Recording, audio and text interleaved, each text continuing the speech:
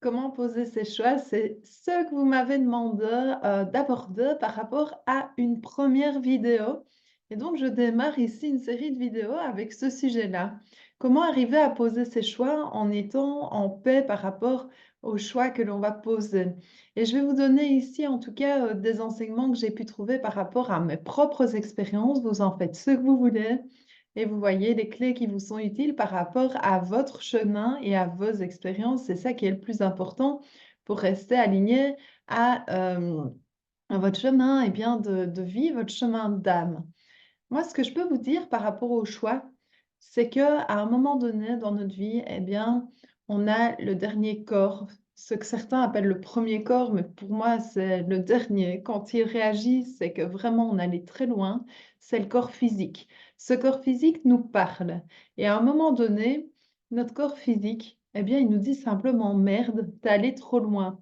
Tu allé trop loin dans ce boulot-là.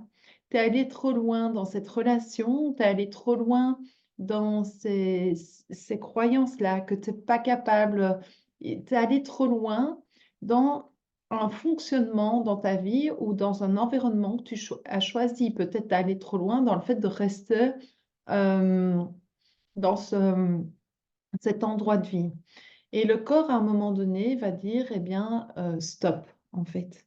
Stop, écoute-moi».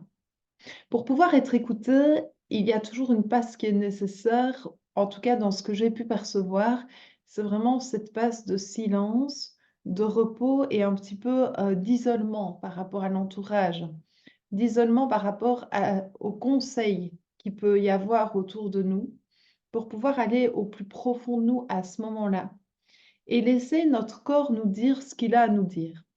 C'est un petit peu comme dans une classe. Donc moi, j'ai enseigné pendant 15 ans les maths à des jeunes, à des ados. Quand dans une classe, on pose la question aux élèves: «Mais est-ce que vous avez des questions?»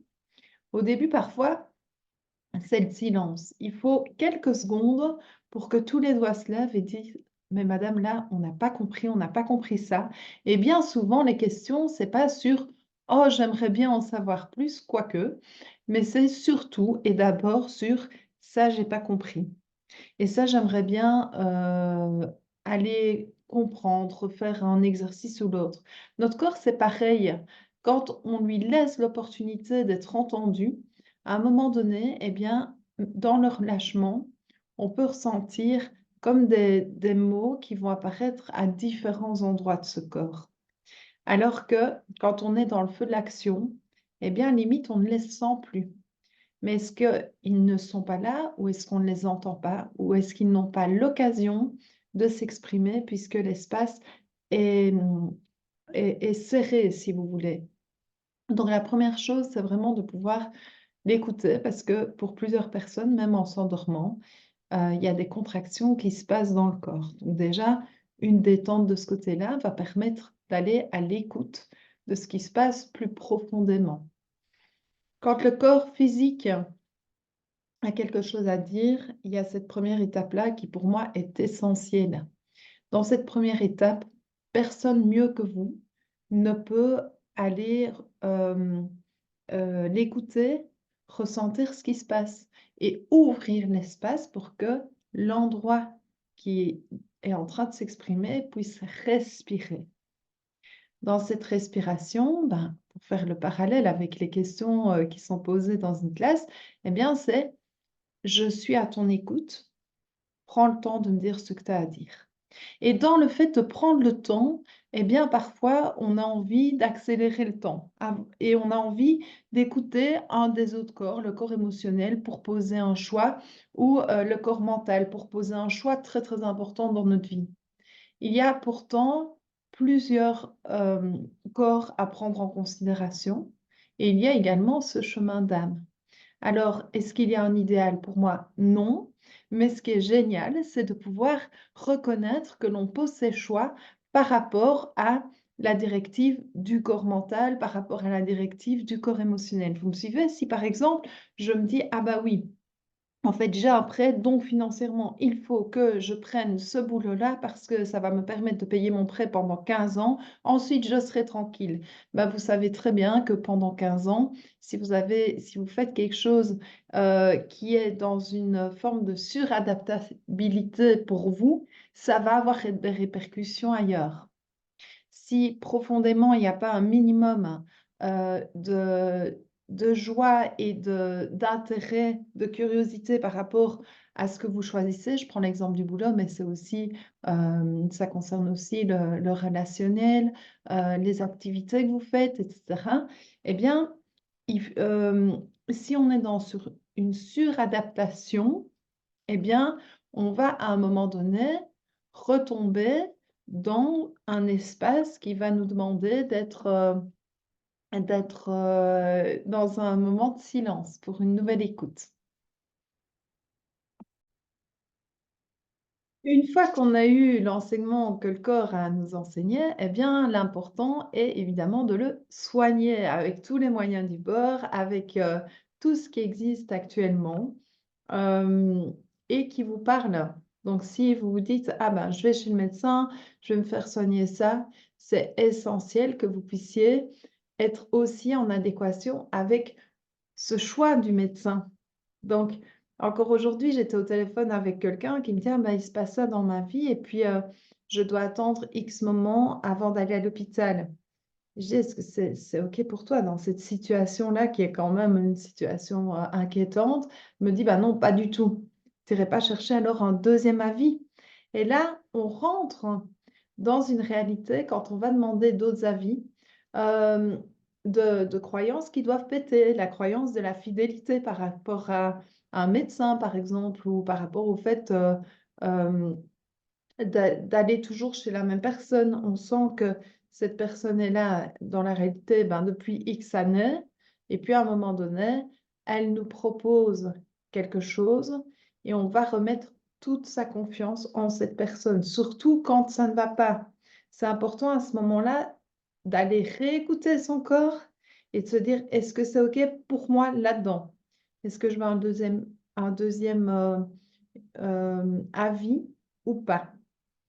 Mais ce qui est important dans le fait de poser un choix, c'est de se rendre compte que un non-choix est un choix aussi. Et que dire je n'avais pas le choix, est-ce qu'à un moment donné, la balance n'était pas là pour que, ben, si tu te positionnes pour te rendre compte que tu avais le choix. Alors, je ne dis pas ça quand on subit quelque chose au départ, on a cette impression de subir quelque chose, mais qu'est-ce qu'on en fait de cette expérience? Et c'est à ce moment-là que le choix se pose. La perception de l'expérience, la perception de ce que le corps a à nous dire dépend de nous. Personne d'autre ne peut prendre le mal que l'on est en train de vivre et personne d'autre ne va nous soulager dans cette expérience. Tout ce que les gens peuvent faire autour de nous, c'est avoir confiance, nous envoyer de l'amour, nous envoyer des pensées, des prières, tout ce qui peut nous élever, tout ce qui peut nous porter. Et donc, en tout cas, ça, c'est ce que je peux constater euh, ici. La deuxième chose, ensuite, c'est vraiment d'aller voir ce qui se passe au niveau du corps émotionnel. Comment ça se passe? Est-ce que quand je pose un choix, j'ai de la colère qui apparaît, j'ai une profonde tristesse? Et qu'est-ce que je fais de cette information? Est-ce qu'il va m'aider à rediriger mon choix? Ou est-ce qu'il m'aide simplement à voir que dans cette situation, il y a des mémoires qui remontent? Donc, par exemple, je vais, être invitée au Nouvel An dans ma famille. Et là, je sens vraiment comme une appréhension très, très forte qui resserre le plexus, qui resserre le cœur. Et j'ai une émotion, peut-être même de peur qui apparaît. Qu'est-ce que j'en fais? Est-ce que cette peur, pour moi, au fond de moi, représente plutôt la porte de l'intuition de me dire, mais si j'y vais, parce que cette peur provient de souvenirs qu'on appelle des émotions élastiques, donc de souvenirs passés qui me disent, mais attention, tu as déjà vécu des expériences avec ta famille qui sont parfois compliquées. Qu'est-ce que j'en fais? En tout cas, c'est un indicateur et c'est très important d'en tenir compte. Pourquoi? Parce que au moment où on pose le choix, eh bien, on se rend compte de notre responsabilité. Mais au moment où on vit la situation, des fois, on a l'impression de la subir. Alors que préalablement, intuitivement, au-delà des émotions, vraiment au cœur de notre être, dans cette intuition, eh bien, on sentait ce qui allait se passer, presque, ou bien carrément. Est-ce que vous avez déjà vécu ça? Et si c'est le cas, comment est-ce que vous êtes positionné? C'est intéressant ça.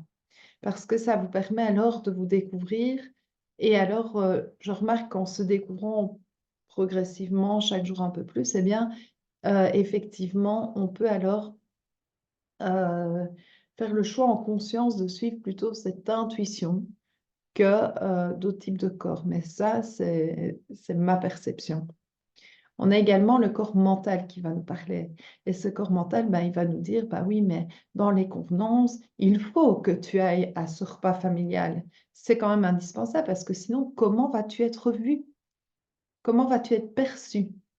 Donc là, il y a d'une part les convenances, d'une autre part le regard de l'autre qui rentre en compte et là, à nouveau, il y a un choix à faire.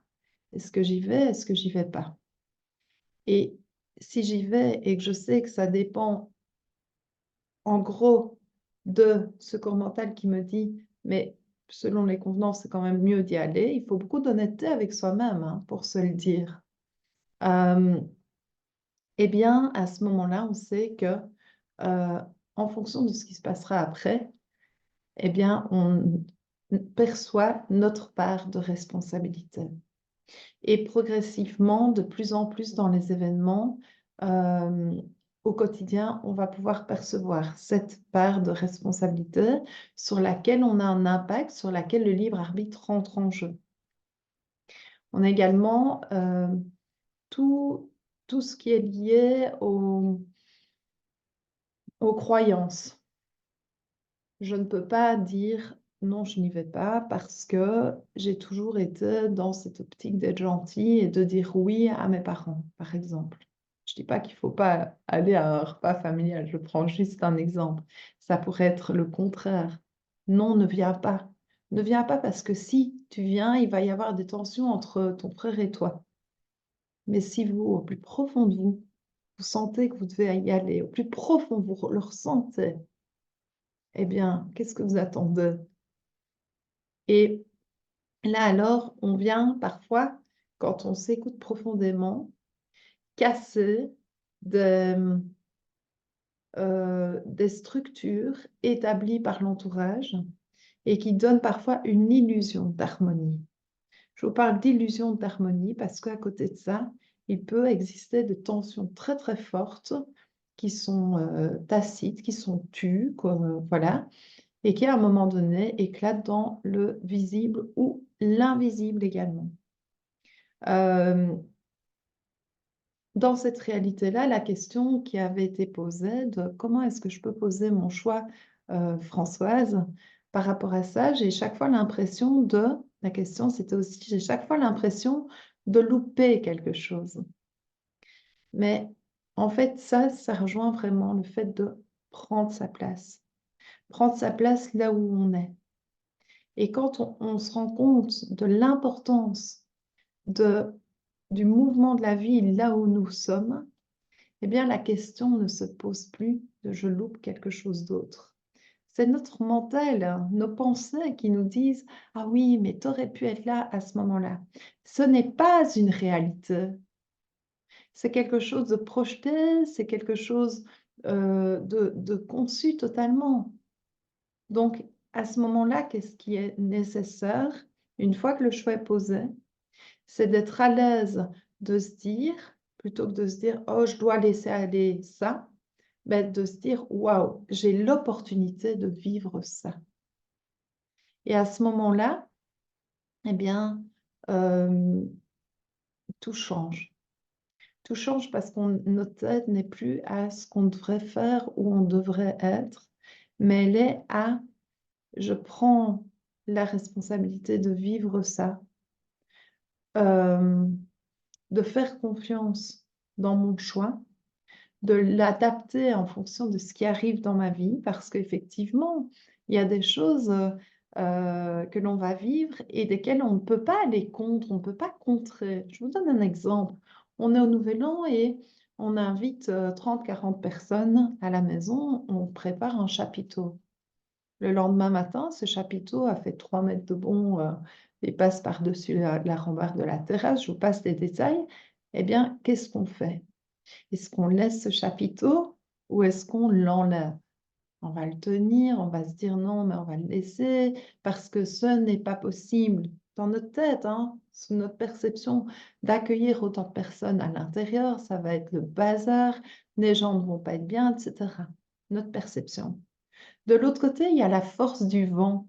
Qu'est-ce que vous voulez faire contre elle? C'est juste pas possible contre la force du vent d'aller contre, hein. Le chapiteau, il va s'envoler, c'est aussi simple que ça. Et donc, on a beau mettre des rustines, du ciment, du truc, à un moment donné, il y a des événements dans notre vie qui nous font nous réadapter gentiment pour que l'on puisse vivre autre chose que peut-être ce que l'on avait prévu dans notre mindset, dans nos projections. Et c'est pour cette raison que les choix, dans la vie peuvent donner lieu parfois à des surprises auxquelles on ne s'est pas préparé. Ça, c'est parfois compliqué. Peut-être que ça vous parle en tout cas, mais peut-être, que vous aussi, vous avez dit à un moment donné: «Bah, voilà, en fait, ma vie, elle va se passer comme ça». Je l'ai vécu, je vous le repartage pour les personnes aussi qui m'ont demandé: «Bah, comment tu es passée de prof de maths à accompagner des personnes, qui ont des capacités extrasensorielles, le deuil, la vie après la mort» et cetera. Bah, jamais j'aurais imaginé ou pensé une seule seconde, heu, en me mariant, vivre un divorce. Je ne sais pas si ça vous est arrivé aussi, mais si vous êtes marié et que vous êtes divorcé, le jour du mariage, est-ce que vous imaginiez ça? Je n'aurais jamais imaginé, commencer une carrière d'enseignante pendant 15 ans et puis me retrouver ici, face à vous, à faire cette vidéo et peut-être sans doute encore, beaucoup d'autres si la demande est là et que, les expériences partagées peuvent vous aider. Et jamais je n'y aurais pensé. Et pourtant la vie à un moment donné m'a amenée à dire: «OK, dans l'enseignement, j'ai fait le tour de l'enseignement. Ma place, elle est plus là. Je sens que ma place, elle est plus là. J'aime les élèves, j'aime la matière que je transmets, j'aime et en même temps, je sens au plus profond de moi que je ne suis plus amenée à rester dans ces 4 murs en train de leur expliquer des maths» et donc ça a été progressif. Ça a mis quelques mois, quelques années avant de prendre la décision de prendre congé de l'enseignement et de dire: «Ben non, ça va, je fais ce choix-là pour aller ailleurs». Alors quand on pose un choix, parfois on ne sait pas ce qui va suivre et ça, c'est parfois très, très compliqué et dans la spiritualité, parfois on dit: «Mais si, mais vas-y et tout va aller, fais confiance à la vie». Ouais, moi j'ai envie de vous dire: posez un choix à la fois. Et à ce moment-là, eh bien, vous allez pouvoir avancer en gardant un pas, un pied, je vais dire, dans une zone de confort et le reste du corps dans une zone d'inconfort, ce qui va permettre de l'équilibre dans ce qui se passe. Et à ce moment-là, on accueille, bah, le rythme humain en harmonie avec la proposition divine de notre chemin d'âme. Et là, c'est juste merveilleux parce qu'on ne va pas être dans une forme de retenue ou de combat, mais dans de plus en plus de paix à l'intérieur de nous et de fluidité qui va apparaître. La fluidité, c'est pas être, ne rencontrer aucune difficulté dans la vie, ne rencontrer, aucune contrainte, c'est pas ça. C'est vraiment au plus profond de nous, quand on vit des difficultés, ressentir cet accueil, de la vie qui par sa force de vie et dans son mouvement va pouvoir nous apporter le soin nécessaire, la puissance, dans le sens de pouvoir continuer à avancer, euh, la capacité de création qui va nous permettre aussi de continuer à avancer. Et c'est un état intérieur, en tout cas pour moi, cette fluidité dont on parle beaucoup. Donc, quand ce choix, à un moment donné, se pose, tous les corps sont entendus. Et bien sûr, vibratoirement, eh bien, tout ce qui va se vivre dépend de nos vibrations. Ça ne dépend pas des pensées qu'on va concevoir uniquement. Ça va dépendre du plus profond de nous. Si nous, on pense, euh, je dois aller absolument faire un entretien d'embauche dans ce boulot-là parce que j'ai besoin de finances, par exemple, pour un prêt, et que au plus profond de nous, on a connecté à une aspiration profonde d'aller réaliser un rêve, d'ouvrir une entreprise, de travailler dans le bâtiment, d'ouvrir une boulangerie, de créer des chaussures, des sacs, de la des œuvres d'art, de la peinture, d'aller construire une maison. Si on vibre cette envie-là grandissante, ça va à un moment donné être plus fort, les vibrations vont être plus fortes puisqu'elles proviennent du cœur. Et donc, dans les choix, c'est intéressant de se dire, ah, pour ce choix-là, j'ai plutôt écouté ce corps-là, où je sens que c'est sur mon chemin d'âme. Vous voyez la différence? Et ça, c'est vraiment une observation et une, euh, une capacité d'attention, parfois à se dire, attention, on va remettre les projecteurs à l'intérieur de nous et ne pas être dans cette réaction première, parfois de subir les choses et de se dire, qu'est-ce que je fais de ça? Quel est l'enseignement qu'il y a derrière ça? Et à ce moment-là, il y a une évolution de conscience, il y a une évolution sur le chemin de chacun, et il y a une possibilité d'harmonie dans notre vie et entre nous qui va être grandissante et florissante. Voilà. Alors, cette première vidéo, eh bien, j'espère qu'elle va pouvoir vous accompagner, vous aider. Elle a peut-être résonné à certains moments. Euh, N'hésitez pas à mettre vos commentaires ici en dessous. Si vous souhaitez que j'aborde des sujets en particulier, n'hésitez pas également à me le dire.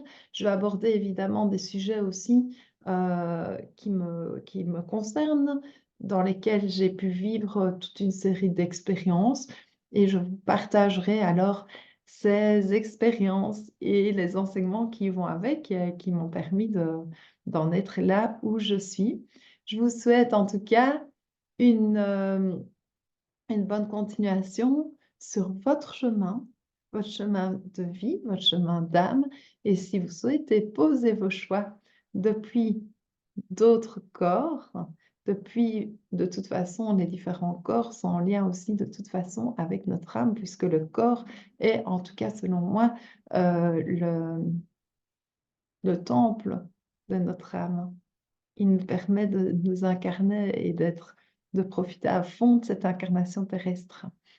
Mais il y a parfois des distinctions à faire selon les choix que l'on va poser.